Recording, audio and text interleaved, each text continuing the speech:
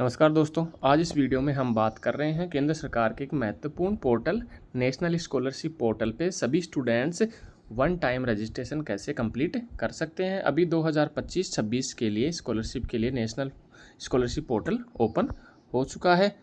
National scholarship portal पर one time registration करने के लिए सबसे पहले हमें प्ले स्टोर से NSP OTR ऐप को डाउनलोड करके उसे ओपन करना है। ओपन करने के बाद हमारे सामने लॉगिन, रजिस्टर, eKYC और चेंज मोबाइल नंबर ये ऑप्शन ओपन हो जाएंगे। हमें इस पे 2 नंबर रजिस्टर पे क्लिक करना है। रजिस्टर पे क्लिक करने के बाद हमारे सामने ये गाइडलाइन ओपन हो जाएगी। गाइडलाइन में हमें दिया हुआ है कि रजिस्ट्रेशन में हमें कौन कौन सी आवश्यक बातों का ध्यान रखना है। जैसे हमें इसके माध्यम से हम स्कॉलरशिप के लिए अप्लाई कर सकते हैं। दूसरा, हमें एक्टिव मोबाइल नंबर चाहिए। एक, हमें आधार कार्ड भी आवश्यक है। इसके बाद हमें इसे नीचे स्क्रॉल करके I have read and understand the guideline इस पे क्लिक करके नेक्स्ट पे क्लिक कर देना है। जैसे ही हम गाइडलाइन के नेक्स्ट पे क्लिक करते हैं, हमारे सामने दूसरा ऑप्शन ओपन हो जाएगा, रजिस्टर मोबाइल नंबर का।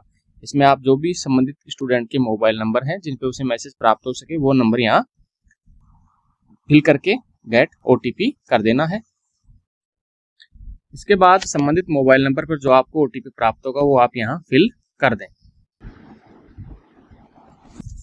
OTP फिल करने के बाद इसे नीचे स्क्रॉल करके हमारे सामने जो कैप्चा दिया हुआ है वो यहाँ फिल करना है।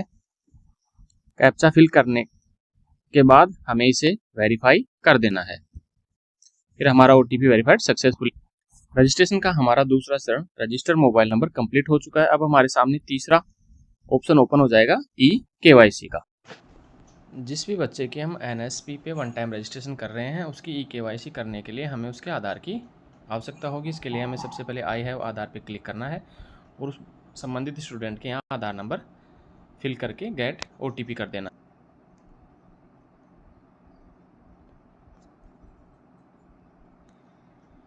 इसके बाद हमें आई एग्री पे क्लिक करना है। फिर इसके बाद OTP सेंड सक्सेसफुली का मैसेज आ जाएगा हमारे पास और हमारे पास मोबाइल पे OTP प्राप्त हो जाएगा। OTP फिल करके हमें वेरीफाई पे क्लिक। इसके बाद जिसका भी हमने आधार नंबर स्टूडेंट का फिल किया था उसके डाटा यहाँ हमारे सामने ओपन हो जाएंगे। एप्लीकेंट नेम क्या है, उसका Aadhaar number, gender, date of birth और उसका एड्रेस, और उसका नीचे स्क्रॉल करेंगे तो उसका फ़ोटो भी ओपन हो जाएगा। फिर इसे नीचे स्क्रॉल करके इसमें एंटर डिटेल्स में मदर्स नेम, फादर्स नेम और ईमेल आईडी उस स्टूडेंट की यहाँ दर्ज करनी है। मदर, फादर और ईमेल आईडी डाल के इस पर हमें फिनिश पे क्लिक कर देना है। जैसे ही हम फिनिश पे क्लिक करते हैं हमारी आधार eKYC कंप्लीट हो जाएगी और हमारे सामने एक मैसेज है, you have successfully generated the reference and your reference number is. हमें हमारा रेफरेंस नंबर प्राप्त हो जाएगा। इस रेफरेंस नंबर की सहायता से हमें फेस ऑथेंटिकेशन करना है। इसके लिए वापस हमें ऐप पे लॉगिन करना है।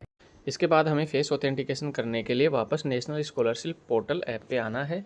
इसमें हमारे सामने 3 नंबर पे एक ऑप्शन है, eKYC बाय फेस ऑथेंटिकेशन। इस पर क्लिक करना है। क्लिक करने के बाद इसमें हमें जो रेफरेंस नंबर प्राप्त हुआ था वो यहाँ फिल करना है।